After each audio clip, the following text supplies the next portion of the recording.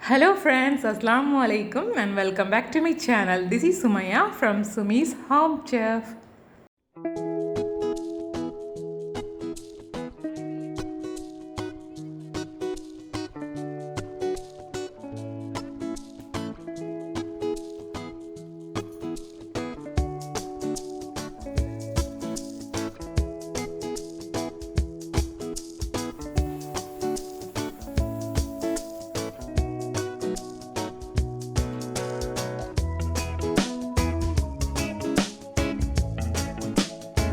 Friends, இன்றைக்கான vlog வந்து அம்மா வீட்டிலே தான் எடுத்திருக்கோம். ஸோ ஈவினிங்லேருந்து நைட்டு டின்னர் வரை நான் இங்கே வந்து விலாகில் கவர் பண்ணியிருக்கேன்.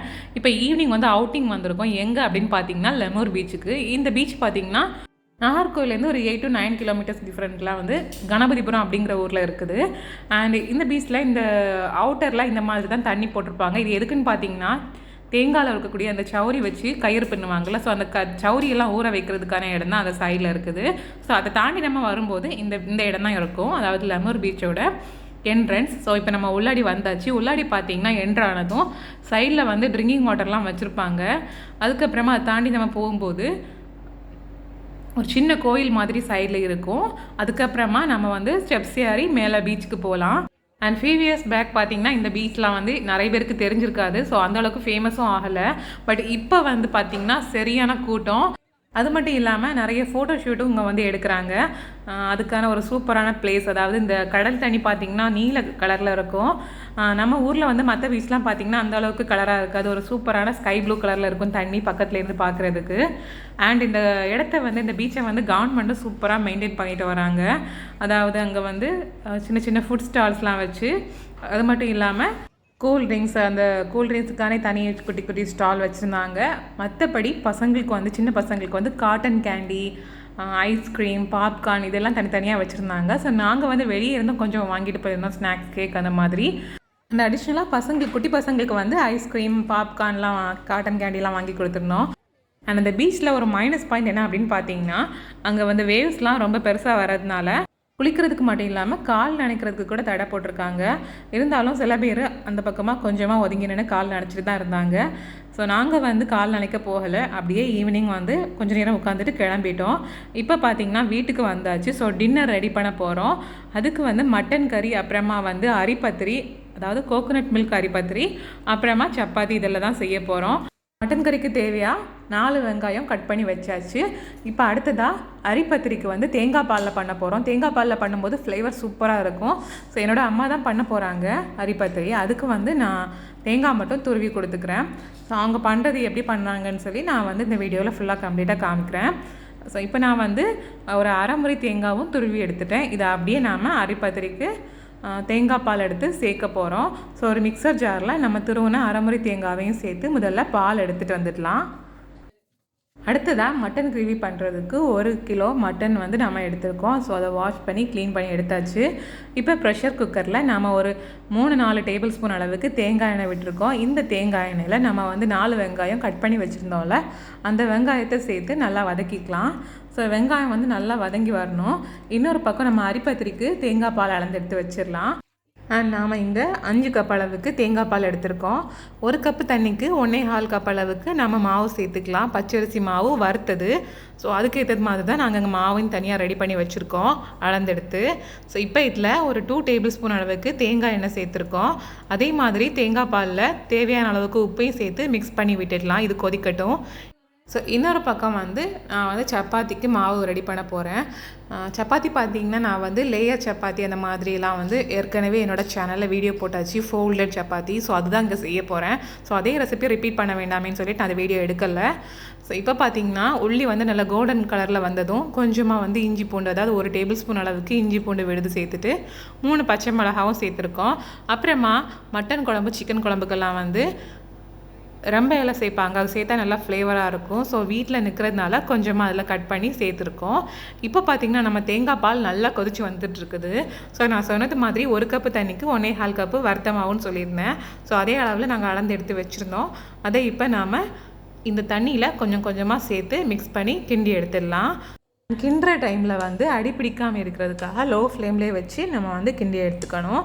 ஸோ இந்த மாதிரி நம்ம வந்து கம்ப்ளீட்டாக எடுத்து வச்சுருக்க மாவெல்லாம் சேர்த்து கிண்டிட்டு இதை ஒரு பக்கம் நாம் ஆற வச்சுக்கலாம். இது ஆறுற டைமில் நம்ம மட்டன் குழம்பு வந்து எப்படி இருக்குன்னு பார்த்துக்கலாம். நம்ம உள்ளி வந்து ஒரு பக்கம் வதக்கிட்டு இருந்தோம்ல, ஸோ அதில் வந்து இஞ்சி பூண்டு பேஸ்ட்டும் சேர்த்துட்டோம். இப்போ இதில் ஒரு டீஸ்பூன் அளவுக்கு கரம் மசாலா தூளும் சேர்த்தாச்சு. சேர்த்து ஒரு வாட்டி நல்லா மிக்ஸ் பண்ணிக்கோங்க. அதுக்கப்புறமா நாம் இதில் 1 கிலோ மட்டன் வாஷ் பண்ணி வச்சுருந்தோம், ஸோ அதையும் இதில் சேர்த்தாச்சு. சேர்த்துட்டு அந்த மட்டன் அந்த ஆனியன் எல்லாம் சேர்ந்து நல்லா மிக்ஸ் ஆகிறது மாதிரி ஒரு வாட்டி நல்லா மிக்ஸ் பண்ணி விட்டுக்கோங்க. இந்த பக்கம் பார்த்திங்கன்னா நம்ம வந்து கிண்டி வச்சு அரிப்பத்திரிக்கான மாவு சூடாக இருக்கும்போதே அதுக்கு மேலே கொஞ்சம் தேங்காய் எண்ணெயை இந்த மாதிரி மேலே தடவி விட்டுட்டு இதை ஒரு ஃபியூ மினிட்ஸ்க்கு நம்ம அப்படியே சூட்டோட மூடி வைக்கணும். இது அப்படியே இருக்கட்டும். இப்போ வந்து நாம் மட்டனை வந்து நல்லா மிக்ஸ் பண்ணியாச்சு அந்த ஆனியனோட சேர்த்து ஒரு ஃபியூ மினிட்ஸ் வதக்கிட்டு அதில் வந்து நம்ம ஒரு பழுத்த தக்காளி மீடியம் சைஸில் உள்ளது அதை வந்து சின்ன சின்னதாக கட் பண்ணி சேர்த்துக்கோங்க. அடுத்ததான் நாம் இதை வந்து விசில் போட போகிறோம். ஸோ அதுக்கு முன்னாடி நாம் இதில் கொஞ்சமாக தேவையான அளவுக்கு உப்பு சேர்த்துக்கலாம். உப்பு சேர்த்துட்டு ஒரு வாட்டி நல்லா மிக்ஸ் பண்ணிவிட்டு இதில் வந்து அடிப்பிடிக்காமல் இருக்கிறதுக்காக ஒரு 3/4 கப் இல்லைனா 1 கப் அளவுக்கு மட்டும் தண்ணி சேர்த்து நம்ம வந்து விசில் போட்டு எடுக்க போகிறோம். ஸோ இதை இப்போ வந்து ஒரு வாட்டி அந்த தண்ணியெல்லாம் சேர்த்து கலந்து விட்டுட்டு நாம் இதை வந்து விசில் போட்டு எடுத்துக்கலாம். பொதுவாக வந்து மட்டனை பொறுத்து விசில் போடுறது வந்து கொஞ்சம் டிஃப்ரென்ஷியேட் ஆகும். ஸோ வந்து கொஞ்சம் பேபி மட்டனாக இருந்ததுன்னா சீக்கிரமாக வந்துடும் அந்த மாதிரி. இப்போ வந்து நம்ம அரிப்பத்திரிக்கான மாவு வந்து ஒரு ஃபியூ மினிட்ஸ் வந்து தேங்காய் எண்ணெய் தடவி மூடி வச்சுருந்தோம். இப்போ நம்ம ஓப்பன் பண்ணி இதை வந்து நல்லா ஒரு தாளால் வச்சு நல்லா பிசைஞ்சு எடுக்க போகிறோம். நம்ம சப்பாத்தி மாவெல்லாம் போட்டு நல்லா பிசைவோம்ல, அந்த மாதிரி கட்டி கட்டியாக துண்டு துண்டாக இருக்கிறத நல்லா பிசைஞ்சி ஒரு பால் மாதிரி நம்ம ஆகிறது வரைக்கும், சாஃப்டான பால் மாதிரி ஆகிறது வரைக்கும் நம்ம இதை நல்லா பிசைஞ்சு எடுத்துக்கலாம். நம்ம இதை வந்து ரொம்ப சூட்டோட பண்ணணும்னு அவசியம் இல்லை. நம்ம கை பொறுக்கிற சூடு அந்த மாதிரி சூடு வந்ததுன்னா நம்ம பிசைகிறோம். ஸோ ரொம்ப சூடாக வந்து நம்ம பிசைய வேண்டாம். இப்போ பார்த்திங்கன்னா கை பொறுக்கிற சூட்டில் தான் நம்ம இந்த மாதிரி பிசைஞ்சிருக்கோம். அதுக்கப்புறமா நம்ம கையில் வந்து அடிக்கடி தண்ணி தொட்டு தொட்டு நார்மல் வாட்டர் இருக்குல்ல, அந்த தண்ணி தொட்டு தொட்டு நம்ம வந்து பிசைஞ்சு எடுத்தோம்னா நமக்கு கொஞ்சம் ஈஸியாகவே இருக்கும். ஸோ அந்த மாதிரி அடிக்கடி கையை நினச்சி இந்த மாதிரி பிசைஞ்சு எடுத்துக்கோங்க. பாருங்கள், முதல்ல இருந்ததுக்கும் இப்போ இருக்கிறதுக்கும் உங்களுக்கு அந்த டிஃப்ரெண்ட் வந்து கிளியராக தெரியும். ஸோ என்னோடய அம்மா வந்து பார்த்திங்கன்னா சூப்பராக வந்து மாவை அரிப்பத்திரிக்கான மாவை வந்து ரெடி பண்ணி முடிச்சுட்டாங்க. நம்ம மட்டனும் வெந்துருச்சுது. ஸோ அதில் இருக்க ஸ்டீம் எல்லாம் தன்னாலே ரிலீஸ் ஆகிறது வரைக்கும் அப்படியே குக்கரை டிஸ்டர்ப் பண்ணாமல் விட்டுடலாம். இது பார்த்திங்கன்னா மட்டன் கிரேவியில் அரைச்சி சேர்க்குறதுக்கு 1/4 கப்பு தேங்காயும் அதில் வந்து 1 டீஸ்பூன் அளவுக்கு கசகசாயும் ஒரு 3 or 4 கேஷ்யூஸும் சேர்த்து நம்ம வந்து வறுத்து அரைக்கிறோம். அப்போ தேங்காய் வந்து அந்த மாதிரி வறுத்து அரைக்கிறதுல டேஸ்டியாக இருக்கும் அந்த கிரேவி. ஸோ இப்போ வந்து அரிப்பத்திரிக்கு வந்து சின்ன சின்ன பால்ஸாக போட்டு வச்சுருந்தோம். ஸோ அதை வந்து இந்த மாதிரி சப்பாத்தி ப்ரெஸ்ஸில் வந்து ப்ரெஸ் பண்ணி நம்ம முதல்ல எடுத்துக்கணும். அதுக்கப்புறமா அந்த ப்ரெஸ் பண்ண அரிப்பத்திரியை திரும்பவும் நம்ம வந்து ரோலிங் பின்னை வச்சு ரோல் பண்ண வேண்டியிருக்கும். ஸோ அதுக்காக வந்து ஒட்டாமல் இருக்கிறதுக்காக அரிசி மாவு இருக்குல்ல, நம்ம வந்து யூஸ் பண்ண அரிசி மாவு, ஸோ அதே மாவில் வந்து 2 பக்கமும் டிப் பண்ணி எடுத்துகிட்டு திரும்ப வந்து நம்ம அதை ரோலிங் பின் வச்சு ரோல் பண்ணணும். ஸோ ஃபஸ்ட்டு நம்ம இந்த ப்ராசஸை முடிச்சுக்கலாம் அப்படின்னு சொல்லிட்டு நம்ம வந்து ஒவ்வொரு பாலையாக எடுத்து இந்த மாதிரி சப்பாத்தி ப்ரெஸ்ஸில் வச்சு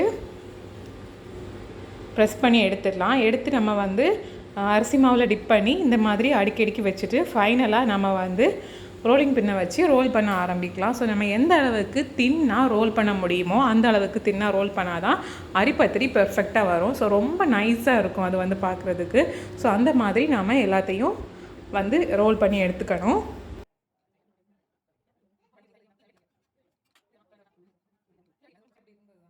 பாருங்கள், நான் வந்து ரோல் பண்ணி எடுத்துட்டேன். ஸோ இது வந்து இதை விட இன்னும் தின்னாக வந்து ரோல் பண்ணிக்கலாம். பட் எனக்கு வந்து ரோல் பண்ணுறதுக்கு கொஞ்சம் வந்து ஃபியராக இருந்தது, கிழிஞ்சிடுமோ அப்படின்னு சொல்லிட்டு. ஸோ என்னால் முடிஞ்ச அளவுக்கு நான் தின்னாக ரோல் பண்ணி எடுத்துட்டேன். ஸோ நான் ரோல் பண்ணது மாதிரியே கொஞ்சம் நேரம் வந்து என்னோடய அக்கா அப்படி மாறி மாறி வந்து ஒருத்தருக்கு ஒருத்தர் வந்து மாற்றி மாற்றி ரோல் பண்ணி ஃபுல்லாக கம்ப்ளீட்டாக ரோல் பண்ணி முடிச்சிட்டோம். ஸோ இனி வந்து சுட வேண்டியதுதான் பேலன்ஸ். இன்னொரு பக்கம் வந்து பார்த்திங்கன்னா ப்ரெஷர் குக்கரில் வந்து மட்டன் வேக வச்சுருந்தோம். ஸோ அதில் மசாலா எல்லாம் சேர்த்துடலாம். அதில் பார்த்திங்கன்னா 1 டீஸ்பூன் அளவுக்கு மஞ்சள் தூள், அதே மாதிரி 1 டேபிள் ஸ்பூன் அளவுக்கு சோம்புத்தூள் சேர்த்துருக்கோம். அப்புறமா 4 டேபிள் ஸ்பூன் அளவுக்கு தனியாத்தூள் சேர்க்கணும். ஸோ சோம்புத்தூளும் தனியாத்தூளும் இந்த ரேஷியோவில் தான் என்னோடய அம்மா வந்து மட்டன் கிரேவிக்கெல்லாம் சேர்ப்பாங்க. இப்போ இதில் 1 டேபிள் ஸ்பூன் அளவுக்கு மிளகாத்தூள் சேர்த்துக்கலாம். அண்ட் காஷ்மீரி சில்லி பவுடர் வந்து 1 டேபிள் ஸ்பூன் அளவுக்கு சேர்க்குறோம். பிகாஸ் வந்து வீட்டில் பொடி பண்ண மிளகாத்தூள் வந்து கலர் அதிகமாக இல்லை. ஸோ அதனால் வந்து எக்ஸ்ட்ரா சேர்த்துருக்கோம். இப்போ சேர்த்துருந்த மசாலா தூளெல்லாம் நல்லா மிக்ஸ் பண்ணிவிட்டு அதோட ரா ஸ்மெல் போகிறது வரைக்கும் ஃபியூ மினிட்ஸ் வந்து லோ ஃப்ளேமில் நல்லா வதக்கிட்டு இதில் வந்து ஒரு கொத்து மல்லி இலையை நம்ம வந்து சேர்த்துக்கணும். சாப் பண்ணி சேர்த்துட்டு நம்ம வந்து தேங்காய் வறுத்து கசகசா கேஷ்யூ நட்லாம் போட்டு வச்சுருந்தோம்ல, ஸோ அதை அரைச்சி நல்லா ஃபைன் பேஸ்ட்டாக நம்ம வந்து தண்ணி விட்டு அரைச்சி சேர்க்குறோம். இது செய்தது போக நம்ம வந்து அந்த மிக்சர் ஜாரையும் லைட்டாக வந்து அலசி அந்த தண்ணி விட்டு சேர்த்துக்கலாம். அதுக்கப்புறமா உங்கள் குழம்புக்கு எவ்வளோ தண்ணி சேர்க்க முடியுமோ அந்த தண்ணியை நம்ம இதில் சேர்த்தாச்சு. சேர்த்துட்டு இதை நல்லா கொதிக்க விடணும். ஸோ இப்போ நல்லா கொதிச்சிட்ருக்குது. அண்ட் மட்டனும் சூப்பராக வந்து ஏற்கனவே வேக வச்சதுனால அழகாக சாஃப்டாக வெந்திருக்குது. ஸோ இப்போ வந்து அந்த ஆயில் மேலே இந்த மாதிரி ரிலீஸ் ஆகி வந்ததும் நாம் ஸ்டவ்வை ஆஃப் பண்ணிக்க வேண்டியதான். ஸோ நமக்கு மட்டன் கிரேவி ரெடி ஆகிடுச்சுது. ஸோ அடுத்து பார்த்திங்கன்னா டின்னருக்கு வந்து சப்பாத்தி அப்புறமா அரிப்பத்திரி ரெண்டும் சுட வேண்டியதான் பேலன்ஸு. ஸோ நம்ம வந்து ஒரு பக்கம் வந்து அடுப்பில் சப்பாத்தி சுடுறதுக்கு ஸ்டார்ட் பண்ணிட்டோம். இன்னொரு பக்கம் வந்து நான்ஸ்டிக் பேன் வச்சுருக்கோம். ஒரு வேளை ஒட்டிடுச்சுன்னா என்ன பண்ணுறதுக்கு அப்படின்னு சொல்லிட்டு நாங்கள் வந்து முதல்ல வந்து நான்ஸ்டிக் பேனில் தான் சுடுறதுக்கு ஸ்டார்ட் பண்ணோம். அண்ட் பேன் நல்லா ஹீட் ஆயாச்சு. ஸோ நம்ம இப்போ வந்து அரிப்பத்திரி சுடுறதுக்கு ஆரம்பிக்கலாம். அரிப்பத்திரி வந்து சுடும்போது நம்ம வந்து ஃப்ளிப் பண்ணி இருக்கணும். அந்த மாதிரி ஃப்ளிப் பண்ணும்போது அது கொஞ்சம் உப்பி வரும். ஸோ அந்த மாதிரி உப்பி வர்றது வரைக்கும் நாம் சுட்டுட்டு அதுக்கப்புறமா அதை ஸ்டவ்லேருந்து எடுத்து மாற்றிக்க வேண்டியதான். நான் இங்கே சுடும்போது ஒரு சிலது மட்டும் உப்பி வரல, மற்றது எல்லாமே எல்லாம் சூப்பராக வந்து உப்பி வந்துச்சுது. ஸோ அந்த மாதிரி வரும்போது நம்ம அரிப்பத்திரியை வந்து சாப்பிடும்போது ரொம்ப சாஃப்டாக இருக்கும் கையில் எடுக்கும்போது. ஸோ அந்த மாதிரி தான் வந்து நாங்களும் இங்கே ட்ரை பண்ணிகிட்ருக்கோம், நல்லா வந்து சாஃப்டாக வர்றதுக்கு. ஸோ பாருங்கள் எவ்வளோ அழகாக பள்ளி வருதுன்னு பாருங்கள். ஸோ இந்த மாதிரி வந்தால் நல்லா சாஃப்டாக இருக்கும் அரிப்பத்திரி. அவ்வளோதான். ஸோ இந்த மாதிரி நாம் வந்து ரோல் பண்ணி வச்சுருக்கக்கூடிய அரிப்பத்திரி எல்லாத்தையும் சுட்டு எடுத்துக்க வேண்டியதுதான். ஸோ ஒரு ஸ்டவ்வில் சப்பாத்தி முடித்ததும் நம்ம அந்த அடுப்புலையும் அரிப்பத்திரியை சுடுறதுக்கு ஆரம்பிச்சிட்டோம். அப்போ தான் வந்து கொஞ்சம் சீக்கிரமாக வந்து டின்னர் ரெடி ஆகும். ஸோ அதனால் வந்து 2 அடுப்புலையை வச்சு ஒரு வழியாக சுட்டு முடிச்சிட்டோம். ஸோ இனி வந்து டின்னருக்கு வந்து சர்வ் பண்ண வேண்டியது மட்டும்தான் பேலன்ஸ். ஸோ அதுக்காக வந்து சுட்டு அரிப்பத்திரி எல்லாத்தையும் ஹாட் பாக்ஸில் வச்சு அரேஞ்ச் பண்ணி வச்சாச்சு. அதே மாதிரி நம்மளோட சூப்பரான டேஸ்டியான மட்டன் கிரேவி அதுவும் ரொம்பவே அழகாக சுட சுட வந்து சர்விங் போலுக்கு எடுத்து மாற்றி வச்சாச்சு. ஸோ நான் வந்து இப்போ உங்களுக்கு வந்து அதை எடுத்து காமிக்கிறேன், அது எந்த அளவுக்கு சூப்பராக வந்து வந்திருக்குன்னு. அண்ட் என்னோடய சேனலில் வந்து கமெண்ட்ஸில் அதாவது ஒரு 6 மந்த்ஸ் முன்னாடியே கேட்டிருந்தாங்க அரிப்பத்திரி ரெசிபி போடுங்க அப்படின்னு சொல்லிட்டு. பட் எனக்கு வந்து இந்த ரெசிபி நான் ஏதோ ட்ரை பண்ணதில்லை. ஸோ எப்படி வரும்னு தெரியாது. அந்த ஒரு ரீசன்னால் நான் வந்து டிலே பண்ணிகிட்டே இருந்தேன் அந்த ரெசிபி செய்கிறதுக்கு. பட் இந்த வாட்டி வந்து அம்மாவோட சேர்ந்து நானும் கற்றுக்கிட்டு செய்யும்போது ரொம்பவே ஈஸியாக இருந்தது. அண்ட் டேஸ்ட் வைஸில் பார்க்கும்போது அந்த தேங்காய் பால் ஃப்ளேவரோட மட்டன் குழம்பு வச்சு சாப்பிட்றதுக்கு வேறு லெவலில் இருந்தது. ஸோ நீங்களும் மறக்காமல் இந்த ரெசிபியை ட்ரை பண்ணி பாருங்கள். ட்ரை பண்ணி பார்த்துட்டு உங்கள் கமெண்ட்ஸையும் மறக்காமல் ஷேர் பண்ணுங்கள். அப்படியே என்னோடய வீடியோவுக்கு லைக் போடுங்க. இன்னும் இன்ட்ரெஸ்டிங்கான வீடியோலாம் பார்க்குறதுக்கு மறக்காமல் சப்ஸ்கிரைப் பண்ணிக்கோங்க. இந்த நாள் இனிய நாளாக அமையட்டும். தேங்க்யூ ஸோ மச் ஃபார் வாட்சிங்.